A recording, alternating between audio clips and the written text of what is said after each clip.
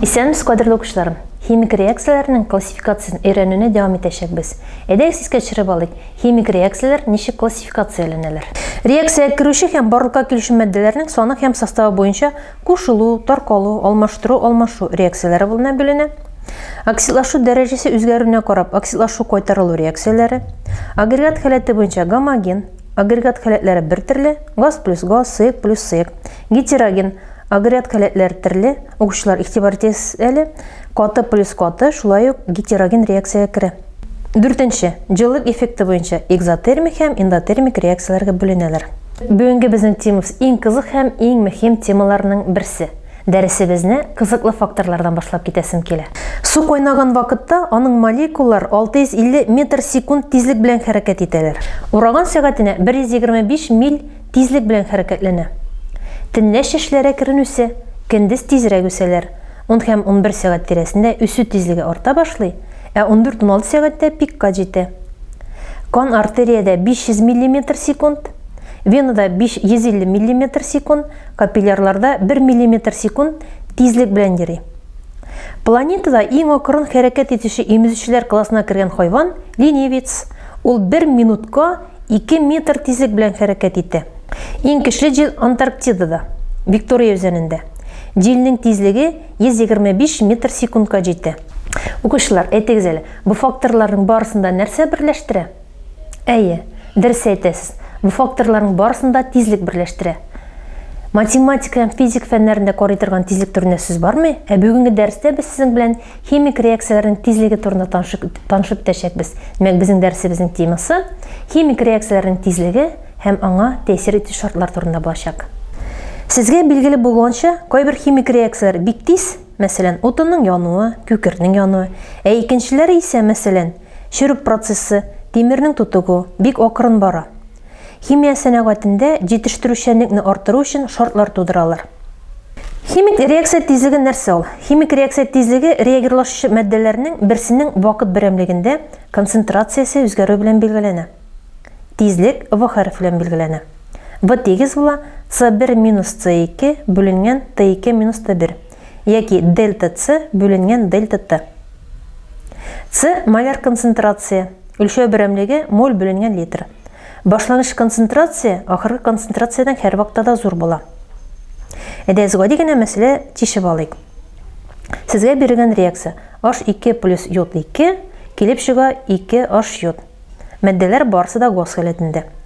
Бирелгән реакциядә водородның башлангыч концентрациясе 2 моль литр, яки C1 тигез була 2 моль литрга, 30 секундтан концентрациясе 0,5 моль литр булса, реакция тизлеген исәпләгез.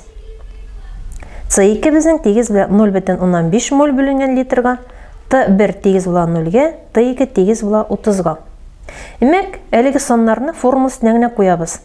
В тигез була C1 минус C2 бүленгән T2 минус T1 тигез була 2 минус 0,5 бүленгән 30 минус 0 исәпләп чыгарабыз, тигез була 0,05 моль бүленгән литр тапкыр секунд. Моляр концентрация матдә микъдарының күләмгә чагыштырмасына тигез. C тигез була матдә микъдары N бүленгән V күләмгә. Химик реакция тизлегенә тәэсир итү шартларны карап үтик.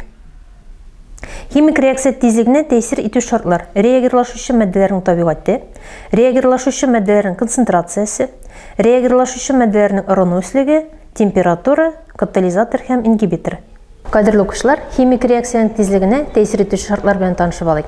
Беренче шарты булып тора безнең матдәнең табигатына бәйле. Мин проверка 3 матдә алам.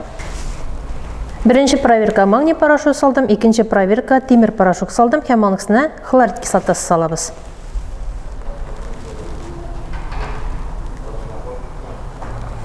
Тәҗрибәгә игътибар итәбез. Газ аерып чыкканын карыйбыз. Тимер порошогына салам. Игътибар итәбез. Монда реакция башланмады. Магний белән салгачны реакция бик тиз барды, тимер порошогы салгачтын реакция әкрен бара. Менә хәзер водород куклар аерып чыга башлады. Укучылар, ничек уйлыйсыз, ни өчен магний белән реакция тизрәк бара, тимер белән әкренрәк бара? Бу аларның табигатенә бәйле.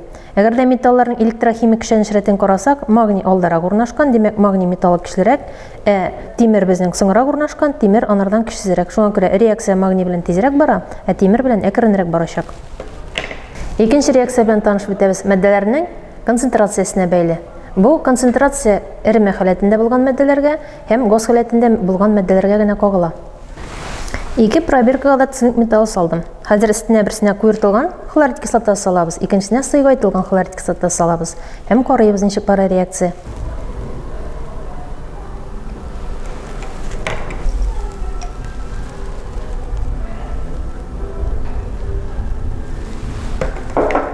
Тәҗрибәгә игътибар белән карыйбыз.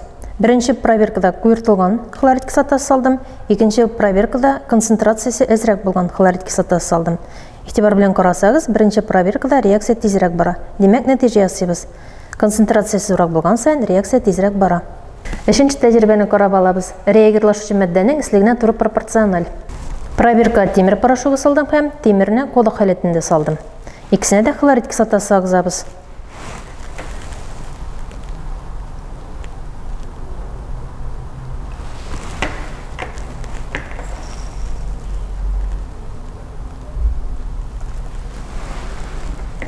Реакция карыйбыз.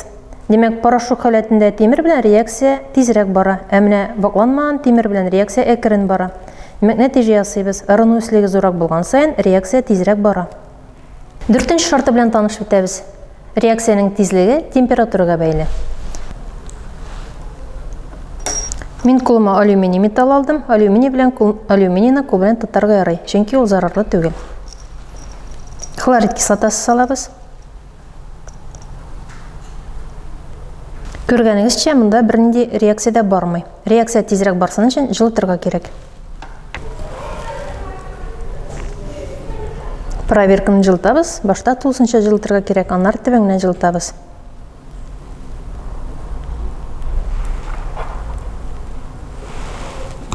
Безнең эреме җылынды һәм реакция тизләнде. Бу Ван Гог кагыйдәсе дип атала. Температураны 10 градуска арттырган саен реакция тизлеге 2-4 тапкыр арта. Температура. Ван Гог Галланд химия кагыйдәсе. Температура һәр 10 градуска күтәрелгәндә реакцияләрнең тизлеге 2-4 тапкырга арта. Бу зурлыкны реакциянең температура коэффициенты дип атыйлар. В Т2 тигез В Т1 гамма Т2 минус Т1 бүленгән ул гамманың дәрәҗәсендә. В Т2 В Т1 ахыргы температура Т2 һәм башлангыч температура Т1 реакция тизлеге. Гамма температура коэффициенты. Ул балалар мәсьәлә төшкәндә билгеле була. Гади генә мәсьәлә карап алыйк. Т2 тигез 80 градус, Т1 тигез 20 градуска, гамма тигез 2-гә. Әлеге мәсьәләне төшерү өчен формуласын аңлап куябыз. В Т2 тигез В Т1 2 80 минус 20 бүленгән 10 ул безнең дәрәҗәдә 2-нең дәрәҗәсенә тигез В Т1 2-нең 6-нчы дәрәҗәсе килеп чыга. Мәгълүм шулай итеп реакция тизлеге 64 тапкыр арта. Химик реакция тәэсир итү шартларының 5-нчесе катализатор яки ингибитор була. Катализатор химик реакцияләрне тизләтә, үзе реакция вакытында тотылмый. Ингибитор реакцияны әкренәйтә. Проверка водород пероксиды салам.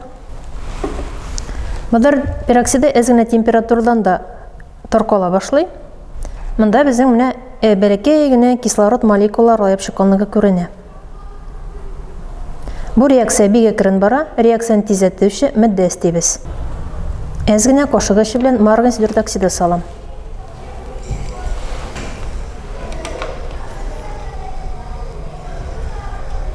Игътибар белән карасак, реакция бик тиз. Реакция тизләнде һәм бик тиз күләмдә кислород аерып чыга башлады. Димәк, катализаторлар реакцияны тизләтәләр дигән нәтиҗәгә киләбез. Кадерле укучылар, без сезнең белән бүгенге дәрестә химик реакциянең тизлеге һәм аңа тәэсир итү шартлары белән танышып иттек. Бүгенге дәресебез сезгә белем алганда киләчәктә бик нык булышыр дип ышанып каласы килә.